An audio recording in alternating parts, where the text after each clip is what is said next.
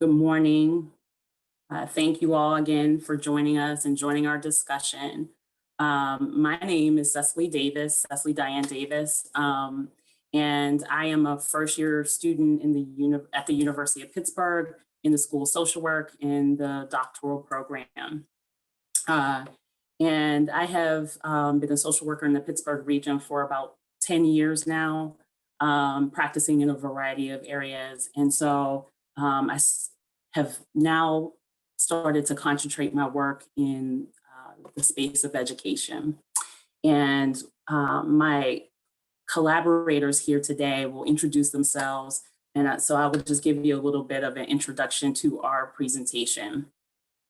As we seek to dismantle racism and oppression in every institution during this pivotal moment in history, this session focuses on school discipline policy as an essential domain for radical change.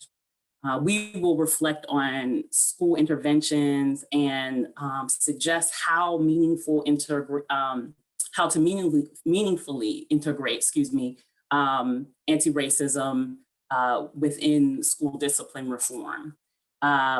I, again, want to say that this is a conversation where we have been thinking about how we can focus our attention on improving the reforms that are already being implemented or adding to those reforms. And so we're excited to have this conversation, and thank you all for joining us. First, I will hand it over to my, again, collaborators to introduce themselves. Cool, I'll go ahead and go. So my name is Deshauna Fusselware. First, I would like to start off by just taking a moment in this space to remind everyone that Breonna Taylor received no justice. It's really important to me to always remind people of that. And so I try to include that and be intentional about including that in spaces where I am. I am a doctoral candidate at the University of Pittsburgh School of Social Work. I'm originally from Miami, Florida. I got my master's at the University of Georgia. My research interests focus on the mental health of Black and Latinx children, adolescents, and transition age youth. What I uniquely bring to this space is that I taught for 2 years in an inner city school at my old high school. And so I have some really strong opinions about school discipline, especially when it comes to what it means for kids in the inner city who are being suspended or expelled without any type of supervision. They're just left to languish in their neighborhoods and have bad things happen. So I'm excited to talk to you guys about this topic today and engage with you in a conversation about what we could be doing better. And hi, everyone. My name is Christopher Thyberg. In a similar theme, I'm also a doctoral student at the University of Pittsburgh School of Social Work. I'm in my second year. And some of what I bring to the table is I have worked as a therapist working with children and their families in the Pittsburgh area for several years before starting the program at Pitt. And sort of similar to what's been voiced, I think going into schools and seeing just the way in which various students, dependent on their mental health needs, were treated primarily based on race, socioeconomic status, gender, was really, it wasn't necessarily surprising, but it was infuriating. And I think that's part of really why I've been so interested and invested in this work. And so similarly to my colleagues, we're all connected in various ways within really thinking about how do we reform educational spaces. And my specific interest in research right now is really thinking very close to this topic of that, there's these interventions that we're introducing to address school discipline reform, such as trauma-informed care, restorative justice, and they have good intentions and even good features, but there's often just this lacking element of what does it actually look like to do it in an anti-racist way. And so that is some of my research interests and some of what we're going to get into today.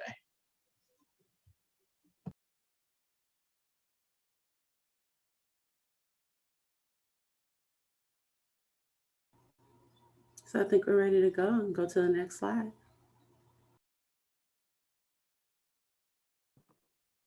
So I just would say that we want to think about how schools are impacted by our society. And these are just some of the things that we see on an everyday basis in our communities. And these things are not separate from what we find happening in schools. And so as we think about our educational spaces, we need to continue to think about, you know, what is happening outside of those spaces and how it is impacting what goes on in schools.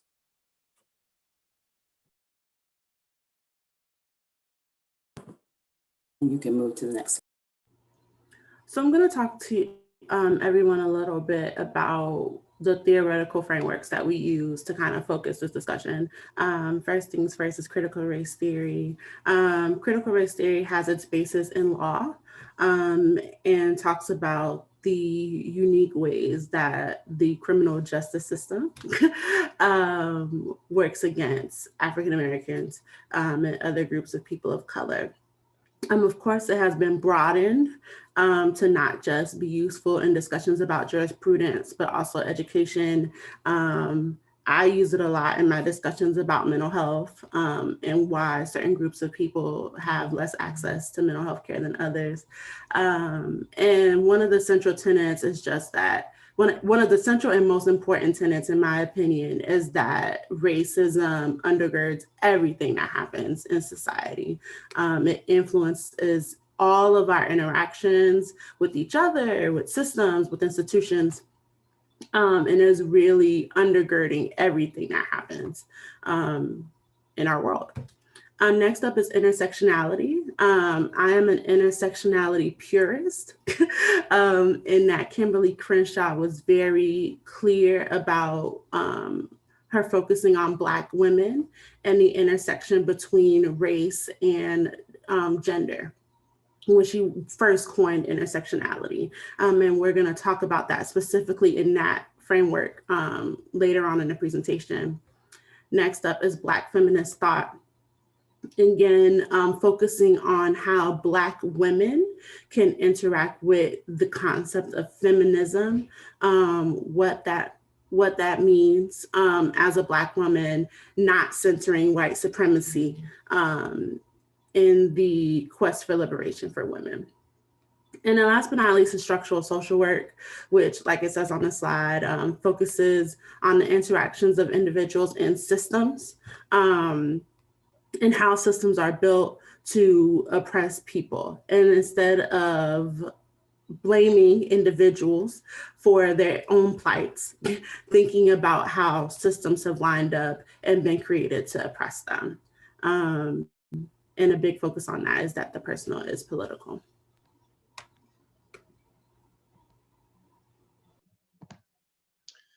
All right, so recognizing that we have a fairly large group of people, I'm going to do just sort of a brief overview of some of the things that we're talking about to try to get us a little bit more on the same page. I'm probably going to move over it fairly fast so that we have plenty of time for our discussion for local action. So if there are any questions, again, feel free to put them into the chat, anything like that, and we can get to it. But so the sort of the broadest problem, the thing that is really creating the reforms that we're seeing right now is the school to prison pipeline. And so this is sort of this term that's been used to describe a national trend wherein public school children are being expelled, suspended, and that it's disproportionately falling on children of color and children from low income families. And that what's happening is sort of this systematic push where students are being moved out of the education system and then into the juvenile and criminal legal systems. And so I have just a graphic here from the ACLU that can just represent a little bit of it. I won't read all of it, but just to draw your attention to things like that Black students are suspended and expelled at 3 times the rate of white students, that Black students represent 31% of all school-related arrests, when you can see that in the item above it, that they're only 16% of the actual public school enrollment. So just this massive overrepresentation that stems from structural racism, from bias, from discrimination within the school system. And so there's kind of been these two of the most popular approaches that have been implemented on sort of a national level are restorative justice and trauma-informed care. And so I'm going to just do, again, a brief overview of what we're talking about within those interventions. And so restorative justice is this growing social movement that utilizes non-punitive relationship-centered approaches to discipline or consequence. And it is broader than just within schools. This is something that is being used in many settings, but has found a lot of traction within the educational system. And so within schools specifically, it's being utilized as an alternative to suspension and expulsion, a focus on relationship and restoration when there is some sort of harm or altercation that takes place. And it's also been expanding into being used as more of a preventative measure, focused on building healthy school climate. And sort of the phrase that gets used is like, you need to have something worth restoring to have restorative justice, right? This idea that you need to be thinking about how people have relationships, not just after a conflict has happened, but actively trying to foster and grow those things.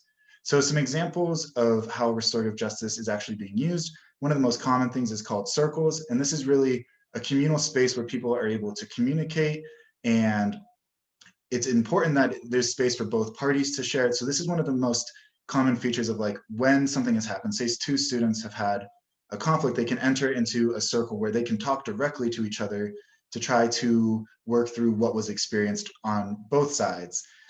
There's also things that can be used such as peer juries or peer mediation. So for example, within that circle, you could have other students who maybe saw the conflict or who know the students be a part of it to help them talk through and work through whatever conflict was going on. There's other things related to like community service. So instead of being suspended, this is a new way of trying to focus on, instead of having it be punishment, have it be, well, there's something that happened that hurt someone, so how can we invest in a way that does something to kind of make it that there's, you know, something to do like healing with those two people. And then social emotional learning is just, these are interventions focused on kind of skill-based developments. It's usually centered around cognitive behavioral therapy, things like that. And then there's sometimes full-time staff, but this is not at all consistent or common. Sometimes it's part-time staff, sometimes it's no staff, and it's just kind of an overview that the school is trying to implement from. And so obviously, you know, we're talking about a large program that has different interventions or different companies that are making these interventions. So it's not, you know, completely uniform in how we're thinking about it, but these are some of the common themes that you'll see throughout. And then similarly, trauma-informed care, again, it looks different. There's many different programs that use this, but some of the sort of through lines that are consistent without is that it's a comprehensive systemic approach used by organizations or institutions that's looking to actively hold space for individuals who have experienced trauma, recognizing that trauma is pervasive within people's lives and that that trauma can then inform behavior. And so it's a shift often. So like for a teacher, it's a shift from them saying what's wrong with you to a student that has done something to what might have happened to you, what's going on in your life, and trying to have that stance of like curiosity. And this is all centered around the idea that you want to focus on promoting healing, recovering, rather than re-traumatizing, even if it's inadvertent. And so some examples of trauma-informed care, one of the most common ones is called CBITS. It's Cognitive Behavioral Interventions for Trauma in Schools. And this often looks like group sessions focused on education, skill development. It also often involves social emotional learning. As I was mentioning within restorative justice, these things tend to go hand in hand.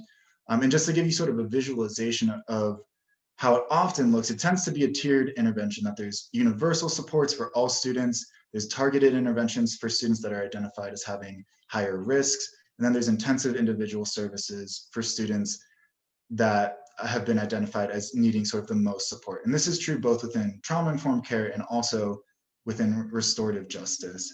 And so as Cecily was mentioning, these programs have good qualities to them. There are things within this that are beneficial. But ultimately, I do think that there are some shortfalls, and there's ways that we need to be more thoughtful and more intentional about how we're actually actively addressing racism within these programs, how we're thinking about issues in a more broad context. So that's going to move us into some of the critiques of what's going on, and then we'll move into that to our sort of like solutions or what we think can be done. And so the first critique of it is that we acknowledge the structures are part of the problem, but they aren't part of the solution, right? So like, if you notice when I was talking about the school to prison pipeline, I mentioned that systemic racism is a huge driver of it. But when I talked about trauma-informed care and restorative justice, I wasn't talking about structural racism in the things that they implement, right? That it gets centered on the individual, and resilience becomes viewed as sort of this individual responsibility to cope with oppression, rather than actually change the oppressive environment. And so it's more focused on trying to get students to fit into school so that they are not disruptive within the school environment. And maybe it's being done in a better way than traditional school discipline, but it's still not thinking about, well, how is school policy negatively affecting this child? How does school need to change to fit that student's needs, right? And so the reason that I have the little image here is thinking about sort of the upstream versus downstream. There's an analogy about, if you see someone in the river, you go and you help them get out. If you see another person, you go and help them get out. And at a certain point, as people are in the river, you need to go and see, oh, the bridge has, been broken. You need to fix the bridge and do the upstream solution rather than just continually focus on trying to help people adapt to the bad thing that's happening in the moment.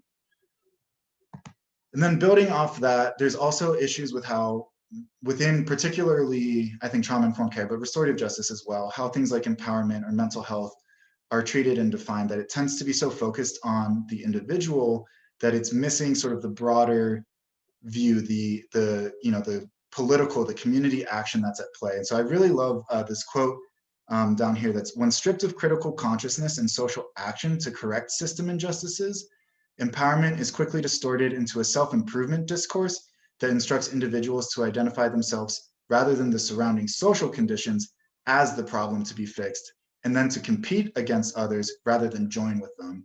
And so what this means is if the program is teaching empowerment, but it's focused only on you as an individual, you as one person that's experiencing these various things, it takes away the fact that racism and structural oppression are often informing and creating some of the issues that students are experiencing, and that critical consciousness raising and group empowerment is a way of them seeing the connection between experiences.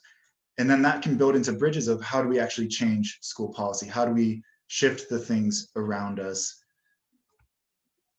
Moving beyond that, you also have issues of really thinking about who's defining the norms and rules in schools, right? That even if there's peer juries or peer mediation, it's not consistent. It's often more symbolic than actually shifting real policies or programmatic. It still tends to be top down, led by administration. And then there's also the issues within the programs themselves that, typically speaking, it's evidence-based, but it's evidence-based with white students, it's evidence-based with middle-class students. And so there's this issue here that it's not actually been thought of like how they're defining health, how they're defining coping, how they're defining risk factors. They're embedded within sort of white supremacist norms. And so if we're not actively interrogating or challenging those things, it's going to reproduce those issues. The last critiques that I'll mention here is that the interventions, as I was saying, they don't address racism. They typically don't involve anti-racist education, anti-racist programs, or anti-racist policies. And so, as I was mentioning again, like you're missing a huge part of the problem, and you're looking at just trying to mold individuals, and that's just not, that's not it, right? Like that's not the way to do it. And so the final bit I'll mention is connected to intersectionality, and that a lot of these interventions treat students as monolithic, a one-size-fits-all solution for everybody. But we know race, ethnicity, gender, sexual orientation, class, ability, culture, language, and so many other things impact how students experience school policies. And so one thing that we're going to talk about specifically in just a bit is, really thinking about like, what is the experience of Black girls' intersection within school discipline, and how is that different? How is that unique? And how are interventions failing to be nuanced and be well suited to meet those needs? And so at that point, we need to expand our approach. So I'm going to do one last thing, and then I'm going to be done talking, and I will sort of move on. But so thinking about some of the things that we can do, one of the most obvious things is looking at structural level policy change, right? That we need to think broadly about these issues. And so one simple place to start is school funding, and recognizing that in our local context, in PA, we're in one of the worst states for school funding inequity. That there was a study done by the Washington Post that showed that there was a 33% difference in per pupil funding between the highest funded and lowest funded public schools, school districts in the state. And it's one of the largest gaps in the country. And so that's a huge problem, and that's directly connected to issues within school discipline. We know that issues centered around opportunity, resources, poverty connect directly to a lot of the issues that we see connected within school discipline, within the criminal legal system. And so if we want to create interventions or programs that are successful, we need to think about how we're influencing school policy, such as funding. And so one of the most simple ways to do that is to move away from property taxes. And that has a direct history to redlining and to racist policies that shaped segregated areas, segregated schools, differential funding. And so it's very much linked to broader systems of racism.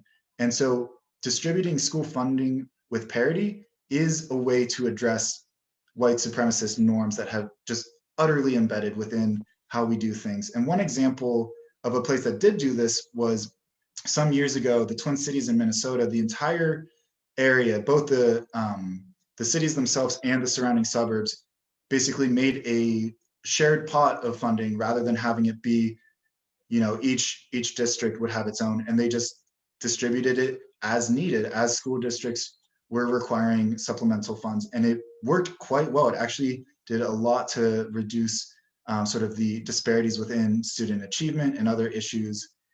And then expanding from that, thinking about social program funding. And so on the broad level, what would it mean to have access to affordable housing? What would it mean to have access to healthcare? What would it mean for students to have a reduction of poverty? The US actually does tend to spend more on average on students than other countries, but we have consistently worse outcomes. And something that research has started to look at is that countries investing in reducing poverty and addressing historical injustices that are deeply connected to racist and capitalistic approaches of exploitation have direct improvements into student well-being. So again, recognizing that we don't just need to say, how do we fit this student into adapting to the system, but how do we change the whole system around children for equal access to liberation? And so with that, I'm gonna stop chatting. I'll move it on to Deshauna, and I'll mute myself. Thank you, Chris. So I'm going to be talking about what Chris so wonderfully discussed a few slides ago about how we can better use the concept of empowerment and critical consciousness and interventions. And so the first thing when it comes to empowerment is just coming from a strengths-based perspective when you're doing interventions, when you're creating interventions as well as executing them. So your interventions should be non-pathologizing. You should not be sending off the message that there's something wrong with the youth, that these youth did something wrong and that's why they're in this intervention. You need to be intentional about talking about the deficits within our systems and our institutions that put our youth in these situations, that expose them to these difficulties, that put them at risk for these negative outcomes, and be really honest and clear with them about the odds that were stacked against them from the forefront. Again, with intervention creation, being really intentional about what material you're using. Are you going to just use individual lessons, or will you include like mentoring? Will you include positive examples for youth, especially when you're working with youth of color? It's incredibly important to show them positive examples of people of color who are leaders in the community, to encourage them to be leaders, to show them that like they can do these things without they can do these things regardless of what is in their way. But again, combining that with being really honest about what is in their way and that is wrong. Next up is the inclusion of youth voice. So I work with Dr. Jamie Booth at the University of Pittsburgh, and we have a study called Spaces and People in Neighborhoods. And part of that study called for the creation of a youth research advisory board. So every week for the last, it's about to be 2 years, we've met with youth who go to Westinghouse High School in Homewood, and they have led a discussion about what our research should look like. When we were trying to figure out what neighborhoods in the community should we center our research around, they chose them for us. When we decided what questions we were going to ask to youth participants, they piloted them and were like, no, you should ask it like this. No, you shouldn't use the word frustrated because we don't know what that, like, do you mean angry? Do you mean mad? Like, what do you mean? And so like, we really encourage them. They have taken ownership of the work and nothing happens without them. And it should be the same thing for your interventions, your school discipline interventions. What voice do they have in deciding how things go? Do they have a role in deciding how the intervention is going to be created? Do they have a role in deciding when the intervention is going to take place? Do they want to be pulled out of class? Would it be better for them to do things after school? When the intervention is happening, do they have the voice to say, like, we actually don't think this is going well in the group? And like the facilitators, like, listen to that and be ready to take that feedback. And then last but not least is just focusing on skill building. Again, not focusing on these deficits, but reminding kids, like, you are fine the way that you are. There are things stacked against you, but you are fine the way that you are. We are just giving you more tools to use in order to give yourself the chance at just being happy or just being better. But that's not really a great word, but it's the best word I can come up with right now. Next up, in terms of a critical consciousness, is really being intentional about an anti-racist perspective from your creation of your intervention to how you, yes, best version of you. Thank you, Sarah. Outcome measurement and your facilitation decisions. So again, with your intervention creation, what are you doing to make sure that your intervention is culturally appropriate and culturally relevant? So this discussion is focusing on Black youth and youth of color. What are you doing to make sure that you're not taking an intervention that was not normed with youth of color, that doesn't have any literature with a large group of students of color, and not trying to make it one size fits all? What are you doing to be really intentional about bringing in the experience and centering the life, the thoughts and the culture of your kids of color? In terms of outcome measurement, it's the same thing. What measures are you using to measure these outcomes? Have they been normed on Black youth and Latinx youth and Indigenous youth? Or have they just been normed on white people and people are just using them anyway as one size fits all? And last but not least, and I think is one of the most important things, but also I'm gonna let you guys know will probably be the most controversial thing that I say today, is who are your facilitators? What does it mean to have a group full of kids of color be led by white staff?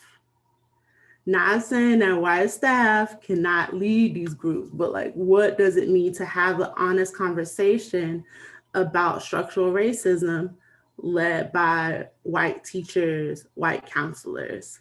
How can schools better invest in ensuring that there are staff of color and teachers of color in the building, which is a larger conversation about how we keep people of color out of the classroom and out of the education system, why we don't incentivize those things to recruit more teachers of color. But just a thought, like, what does it mean? Is it best for an intervention for kids of color to be led by white faculty and staff? And I think that's it for this slide. So thank you, Deshauna. I think that leads us into this conversation well. Definitely, as we think about the reallocation of power for students and families, we need transparency.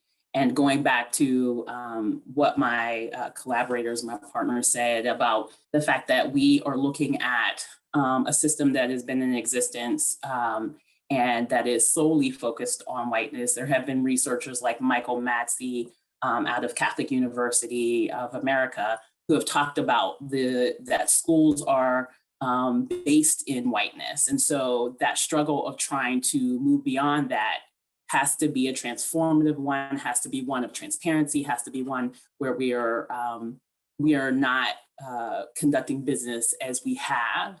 And so we have in the past traditionally, tried to exclude parents, maybe unintentionally, sometimes intentionally, with excuses around scheduling and time and parents being not interested. But we need to move past that and really think about engaging parents and caregivers, adult caregivers in a different way. And so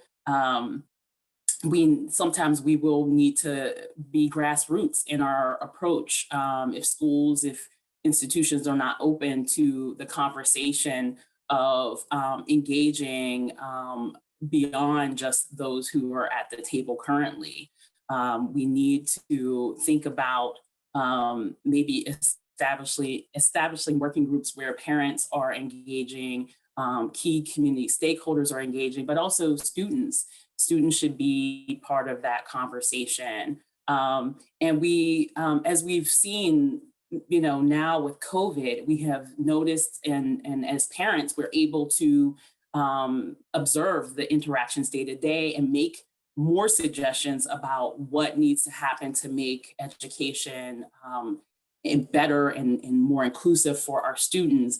And so I think that COVID has allowed us that opportunity to kind of get inside of the school walls without being in the school walls and understanding more about what is happening. But we definitely need to take it beyond that. We need to think about how, again, we can engage on a different level. And as Brother Malcolm spoke yesterday, he talked about how we need to be, we had to be thinking and having a vision and an image of what could be and not really stuck in what is or what has happened in the past. And so I think that as we think about our what schools can be for children, we do have to be visionaries and kind of dream bigger beyond what we have going on and what we have had in the past.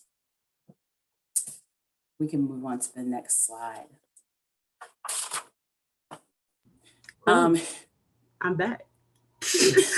So the last thing I think I'm talking about today is this intersectional approach.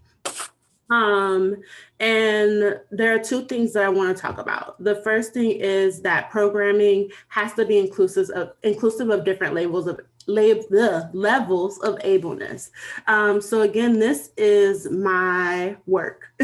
This is what I study. And as someone who has read several evaluation studies, outcome studies of trauma-informed practices or school-based trauma interventions, more often than not, they always exclude youth who have cognitive and intellectual disabilities. Always, always, always, more often than not.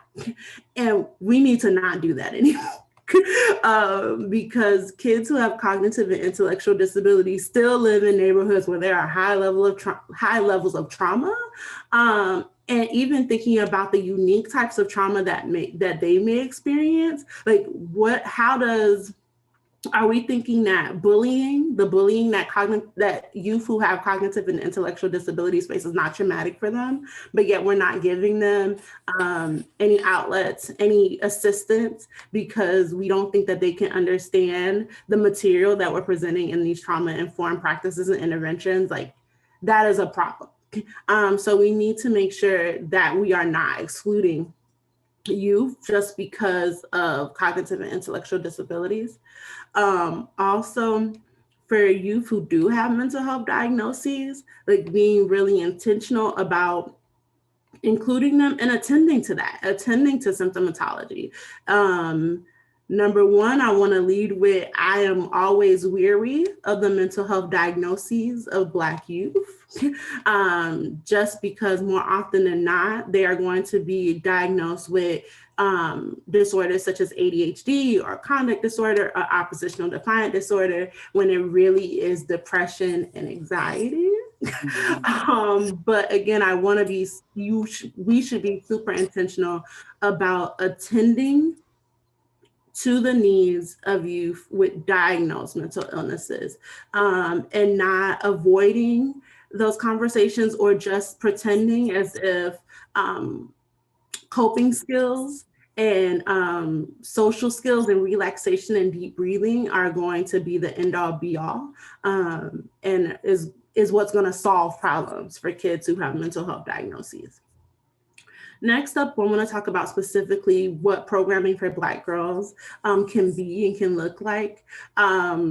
Most of us know about the fact that Black girls are like disproportionately disciplined compared to everyone else in their schools. They suffer the most as a result of the racism and school discipline practice. And I'm about to say social distancing, my goodness, school discipline practices. And so with Black girls, I think the most important thing with Black girls is to focus on the fact that they are leaders. I think this is the greatest time for us right now to really take Black girls and elevate them and remind them that they can lead. And that there, again, is nothing wrong with them, and be really candid about the way that racism as well as sexism and misogynoir are working against them in society. And having really candid, frank, honest conversations about that, as well as talking to them about what they can do as women, as girls, as a group, as a collective, because that's really important, especially in the Black community. We focus a lot on collectivism and not so much on individuality. So what they can do as a group to support each other, in order to be the best versions of themselves, in order to transcend these difficulties that should not be in their way in the first place. But until we do something to eliminate them, until we get really serious about eliminating them, we need to talk to Black girls about what they can do to support each other, in order to not let any of that stand in their way. And that's all I got for that slide.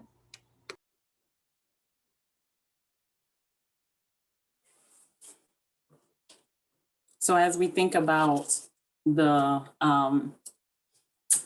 local context and what do we do next? What is going to be our approach? There are organizations here in Pittsburgh that are doing some great work or that are beginning to foster the work that needs to happen in schools. And I would say that, when, again, just talking about critical consciousness and critical consciousness raising, Black Girls Equity Alliance through Gwen's Girls, Still Smiling, One Hood, the University of Pittsburgh School of Education are just a few that I can mention that are doing that community education, right, to help us get the information that we need. There is also the State of Black Learning that is doing great work. And so I think it was even mentioned in the questions or the chat that there was, how do we educate, or how do we talk to folks that may not be on the same page that we are?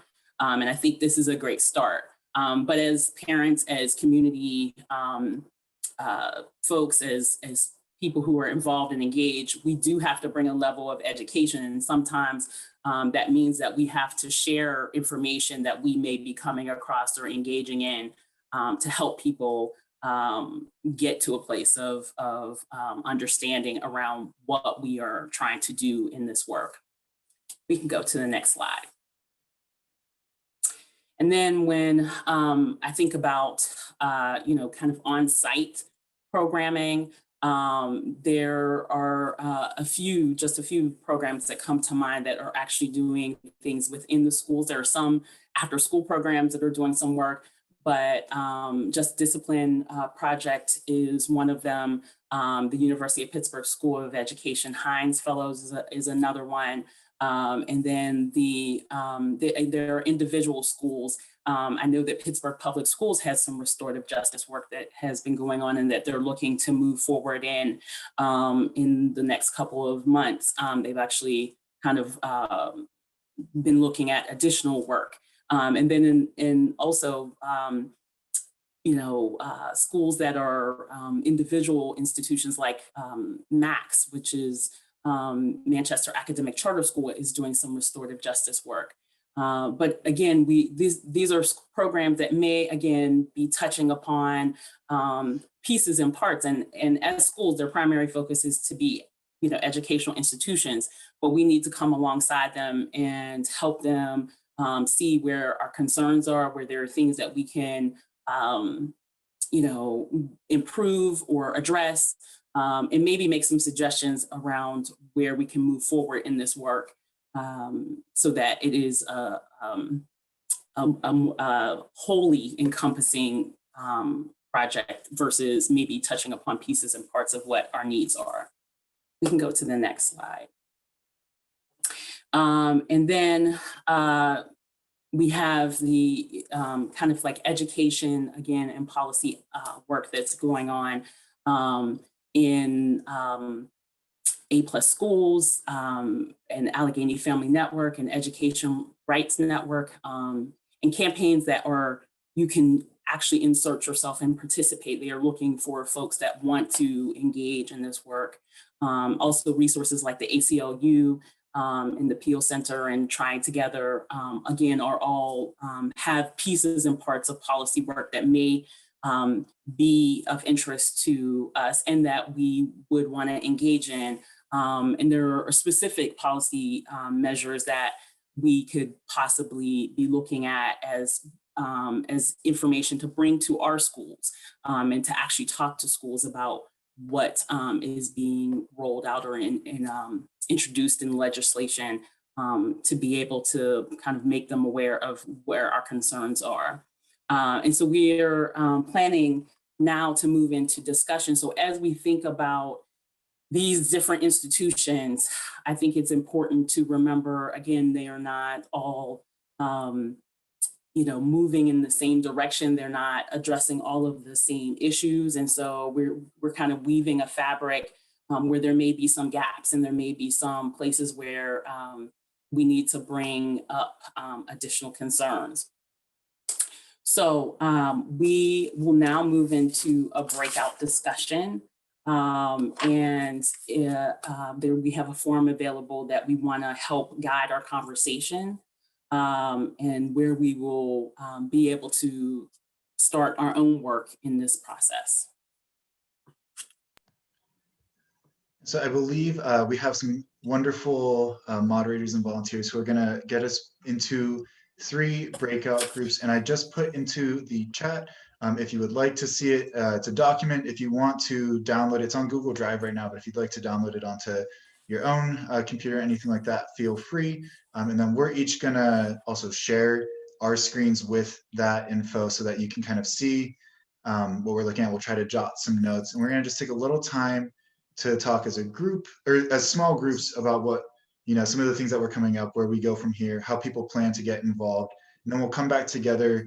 We'll get into some of the Q&A. I think there's some great questions within the chat that we want to get to. And then we'll go from there. So I think whenever our moderators have us ready to go into the groups, we'll take it from there.